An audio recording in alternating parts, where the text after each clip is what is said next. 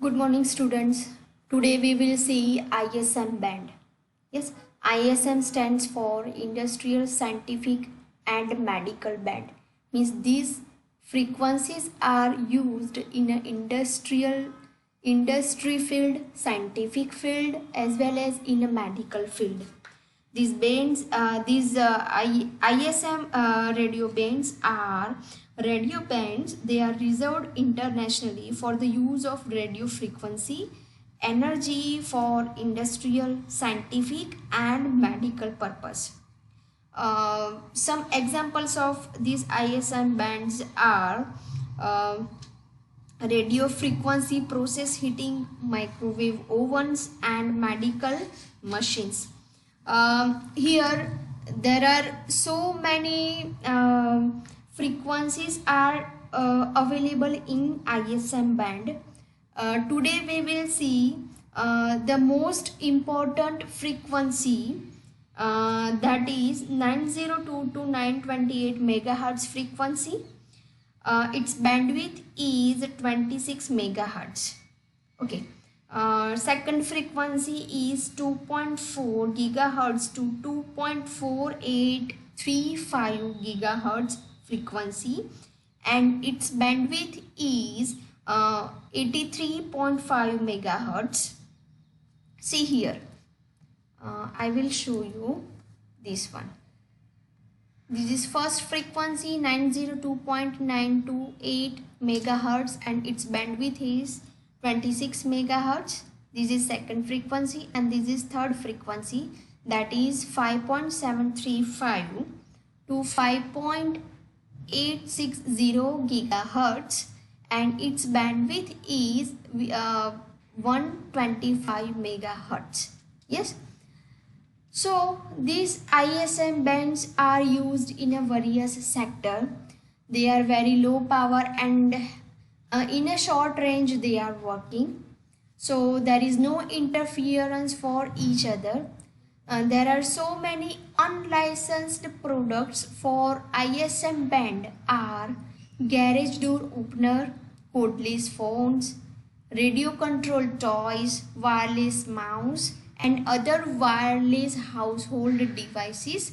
These all are using ISM band. Yes, ISM band मतलब ऐसी frequency कि इस फ्रीक्वेंसी की मदद से हम डिफरेंट प्रोडक्ट्स का यूज़ कर रहे हैं. ये सारी अनलाइसेंस्ड प्रोडक्ट है, मतलब इसको लेने के लिए ये मतलब पर्टिकुलर कोई प्रोडक्ट हम ये परचेज करते हैं, जैसे कि वायरलेस माउस है या रेडियो कंट्रोल टॉयज़ है या कोडलेस फ़ोन है या गैरेज डोर ओपनर है, तो इस सब में ISM बैंड की जो फ्रीक्वेंसी है वो यूज़ होती है. बट इसके लिए हमें कोई लाइसेंस नहीं लेना पड़ता है. ठीक है, ये प्रोडक्ट जब हम लेते हैं तो उसमें जो फ्रीक्वेंसी है that is for free of cost. ठीक है, यहाँ पे जो नेक्स्ट हमने तीन जो यहाँ पे फ्रीक्वेंसी वाले जो ISM बैंड जो देख रहे हैं, ठीक है, तो उसमें यहाँ पे लाइसेंस लेने की ज़रूरत पड़ेगी. ठीक है, तो क्यों लेनी पड़ेगी? तो कई बार ऐसा होता है कि ये जो है वो कॉस्टली है. ठीक है, कई बार पर्टिकुलर कोई प्रोडक्ट है तो वो जो उसमें जो बैंड जो फ्रीक्वेंसी लगती है, ठीक है, तो ऐसा ज़रूरी नहीं है कि ये फ्रीक्वेंसी दूसरे कंट्री में भी अवेलेबल है. ठीक है, तो उसके लिए पर्टिकुलर लाइसेंस लेना पड़ता है और वो टॉयज़ वहाँ पे चलते भी नहीं है. सपोज कोई ऐसे टॉयज़ है, इलेक्ट्रॉनिक टॉयज़ है, ठीक है, जो फ्रीक्वेंसी यहाँ पे अवेलेबल है पर वहाँ पे अवेलेबल नहीं है. ठीक है, तो ऐसे प्रोडक्ट्स हैं वो दूसरी कंट्री में सेल हम नहीं कर सकते हैं. ठीक है, तो यहाँ पे जो 902 से लेके 928 मेगाहर्ट्ज़ वाली जो फ्रीक्वेंसी है वो एकदम बेस्ट वर्क करती है. ठीक है, it is not available, but it is not available world wide. ठीक है, अभी मैंने जो आपको एग्जांपल दिया कि ये जो फ्रीक्वेंसी है कई थोड़ी ऐसी कंट्री है, लिमिटेड कंट्रीज़ के, उसमें ही ये फ्रीक्वेंसी अवेलेबल है. सारे वर्ल्ड में ये फ्रीक्वेंसी अवेलेबल नहीं है. ठीक है। तो इस फ्रीक्वेंसी की मदद से जो भी प्रोडक्ट हम बनाते हैं, मतलब जिस प्रोडक्ट में ये फ्रीक्वेंसी का यूज़ होता है, ठीक है, तो यहाँ पे ये प्रोडक्ट है वो पर्टिकुलर कंट्री में ही चलेगी, बाकी की कंट्री में नहीं चलेगी। नेक्स्ट हम बात करते हैं इसकी 2.4 गीगाहर्ट्ज बैंड वाले की, ठीक है। तो ये जो बैंड है that is available in most of countries and यहाँ पे ये इजीली अवेलेबल है सारी कंट्री में, ठीक है। तो यहाँ पे थोड़ा इंटरफियरेंस रहता है। कैसा इंटरफियरेंस? जैसे कि माइक्रोवेव ओवन है, रडार इंस्टॉलेशन है, तो उसमें जो फ्रीक्वेंसी का यूज़ होता है, ठीक है, उस फ्रीक्वेंसी और ये जो फ्रीक्वेंसी है 2.4 टू 2.4835 फ्रीक्वेंसी, तो यहाँ पे उसका थोड़ा इंटरफियरेंस रहता है। ब्लूटूथ है और जो 802.11 जो वायरलेस लैंड्स हैं, ठीक है, ये है। तो ये सारी चीज़ें हैं वो इस फ्रीक्वेंसी की मदद से ऑपरेट होती है, ठीक है। कोई भी ब्लूटूथ वाली जो है, ठीक है, तो उसमें वायरलेस लैंड है तो उसमें ये फ्रीक्वेंसी का यूज़ होता है। नेक्स्ट है 5.735 टू 5.860 फ्रीक्वेंसी वाले बैंड, ठीक है। तो ये अभी डेवलप नहीं किए हैं, ठीक है, पर उसके ये जो इक्विपमेंट आते हैं, ठीक है, तो ये बहुत ही एक्सपेंसिव रहते हैं। और जो 802.11a का जो स्टैंडर्ड है, ठीक है, ये इस फ्रीक्वेंसी यूज़ करती है। देखो यहाँ पे लिखा है 802.11a एंड जी, ठीक है, ये क्या है? IEEE स्टैंडर्ड है, ठीक है। तो 802.11a और 802.11g, तो इसमें इस फ्रीक्वेंसी का यूज़ होता है, ठीक है, और ये बहुत ही पॉपुलर है, ठीक है। तो ये तीन जो फ्रीक्वेंसी बैंड है जो इंडस्ट्रियल सेक्टर में, मेडिकल सेक्टर में, साइंटिफिक सेक्टर में इस फ्रीक्वेंसी का यूज़ होता है। मतलब ऐसे हम प्रोडक्ट बनाते हैं कि जिसमें ये फ्रीक्वेंसी होती है, ठीक है। तो ये है ISM बैंड्स, ठीक है। और यहाँ पे देखो एक सिंपल एग्जांपल दिया है कि जो डिवाइस है, ठीक है, वो 1 वोल्ट से भी कम पावर का यूज़ करती है, जैसे कि जो वायरलेस माउस है, वेबकैम है, ठीक है, वो उसमें 1 KB से भी ज़्यादा पावर का, डेटा का और पावर का यूज़ होता है, ठीक है। तो उसमें ये फ्रीक्वेंसी का यूज़ होता है। तो इस तरह से ये 3 फ्रीक्वेंसी है, ठीक है। तो ये जो फ्रीक्वेंसी है उसको हम बोलेंगे ISM band, industrial scientific medical band. Band मतलब फ्रीक्वेंसी की range, yes, okay. Next point है लाइट वेव ट्रांसमिशन, ठीक है। तो लाइट वेव की हेल्प से, ठीक है, कैसे हम डेटा ट्रांसमिट कर सकते हैं, that is light wave transmission. So ये convection currents can interfere with laser communication system. Laser के थ्रू एक बिल्डिंग से हम दूसरी बिल्डिंग में वेव्स है, लाइट वेव है, वो ट्रांसमिट कर सकते हैं, ठीक है। देखो यहाँ पे जो ये यूज़ हुआ है दैट इज़ फोटो डिटेक्टर, ठीक है। और यहाँ पे जो है ये वाला, ठीक है, और ये जो वाला ये लेसर लाइट है ये वाली, ठीक है।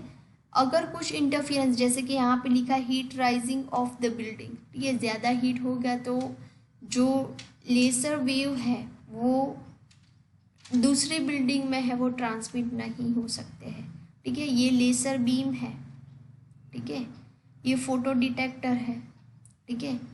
तो from one building to another building we can easily pass data through laser wave, ठीक है। ये है बाइडायरेक्शनल सिस्टम है with 2 laser is pictured here, ठीक है। यहाँ से भी डेटा हम सेंड कर सकते हैं और यहाँ से भी कर सकते हैं। सो दैट इज बाइडायरेक्शनल सिस्टम, ठीक है। लेसर वेव में, लाइट वेव में लेसर का यूज़ होता है। लेसर के थ्रू हम डेटा एक बिल्डिंग से दूसरी बिल्डिंग में हम ट्रांसमिट कर सकते हैं। So that is light wave transmission.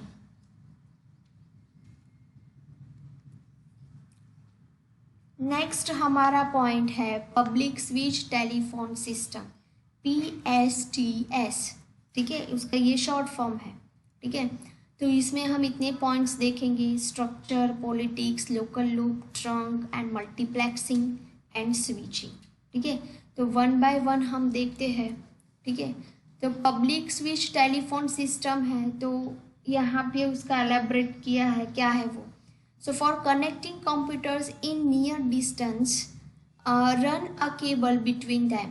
ठीक है, दो कंप्यूटर के बीच में लैन का केबल हम कनेक्ट करते हैं।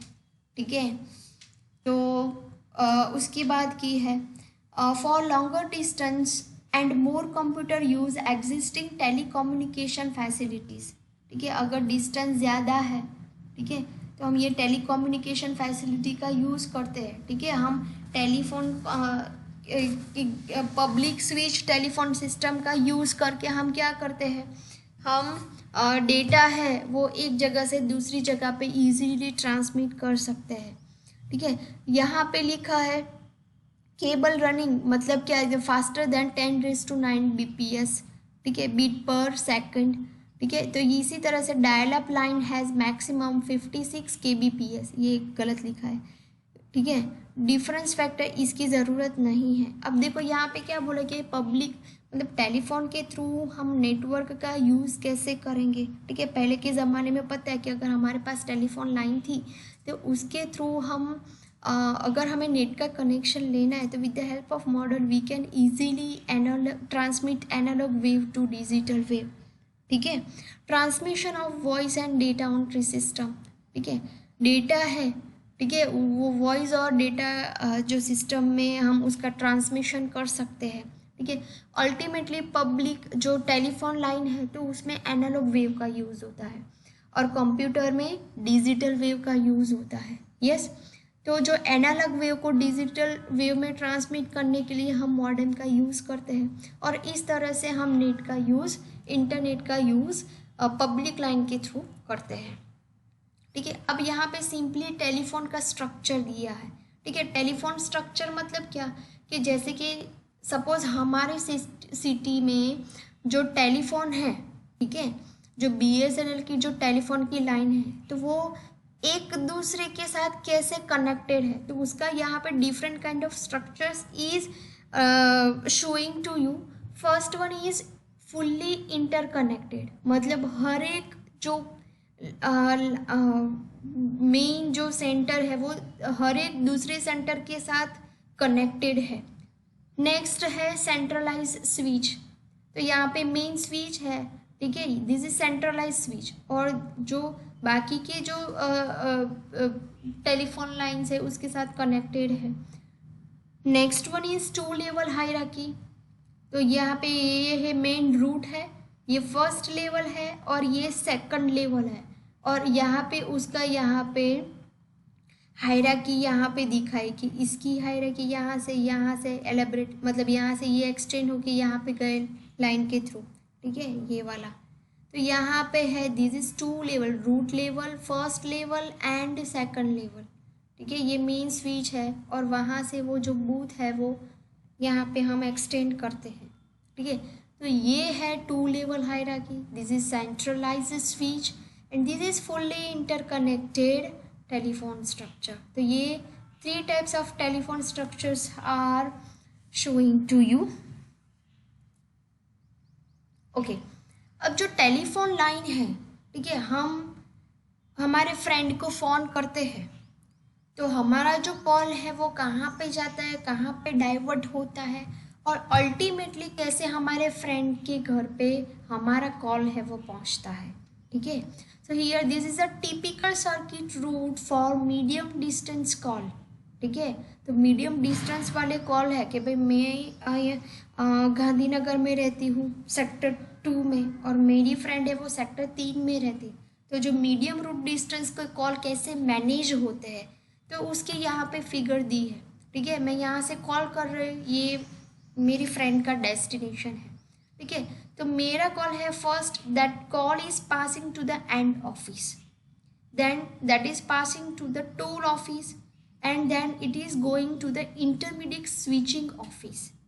फिर से जो ये स्ट्रक्चर है वही लेफ्ट हैंड साइड का वही राइट हैंड साइड का बनेगा।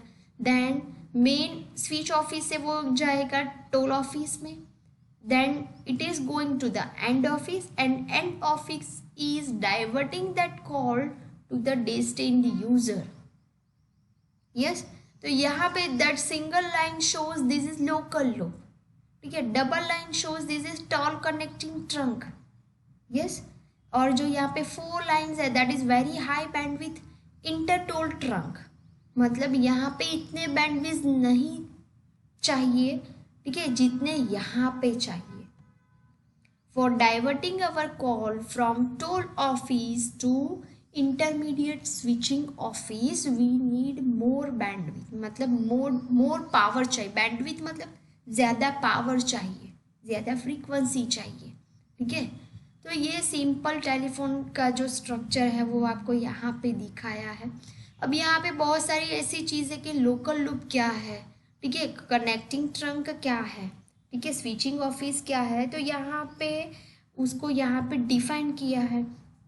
तो first one is local loop. So analogue twisted pairs going to house and businesses, मतलब एनालॉग मतलब क्या, जो वेव फॉर्म में जो हमारे सिग्नल है दैट इज एनालॉग, वो ट्विस्टेड पेयर केबल के थ्रू यहाँ से यहाँ पे जाते हैं, तो ये है, ठीक है, that is local loop. Next है trunk. So what is trunk?